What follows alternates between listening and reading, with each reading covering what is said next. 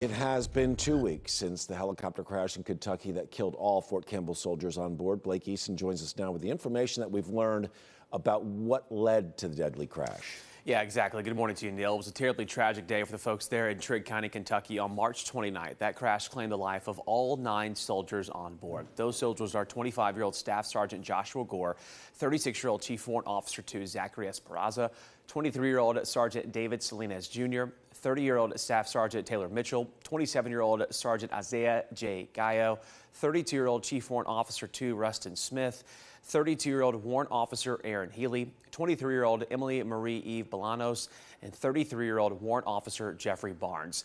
And now we're just getting a first look at the preliminary report from the Army's aviation investigation that gives a little bit more insight into what went wrong that night. The Army Times is reporting that the 2 HH-60 Black Hawk helicopters collided in midair before going down. That crash happened around 9:40 on Wednesday, March 29th. The crews were practicing night missions and were wearing night vision goggles. Now, we spoke to ABC News military analyst Steve Ganyard, who's also a retired Marine pilot. He tells us that during these training missions, when you have 2 helicopters flying side by side, all it takes is for one wrong move for the unimaginable to happen. Sometimes you'll have a wide dispersion.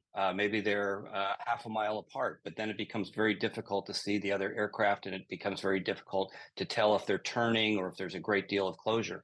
So oftentimes at night, a pilot will feel more comfortable flying close to the other aircraft. But when you do that, you have those big whirling blades out there. And unfortunately, when 2 helicopters collide, the opportunity for survival is quite low. It's not like being in a tactical jet aircraft where you have that ultimate ability to pull a handle and get an ejection seat out.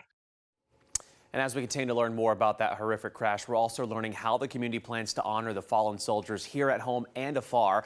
We'll have more on the memorial that's set to take place tomorrow in our next half hour.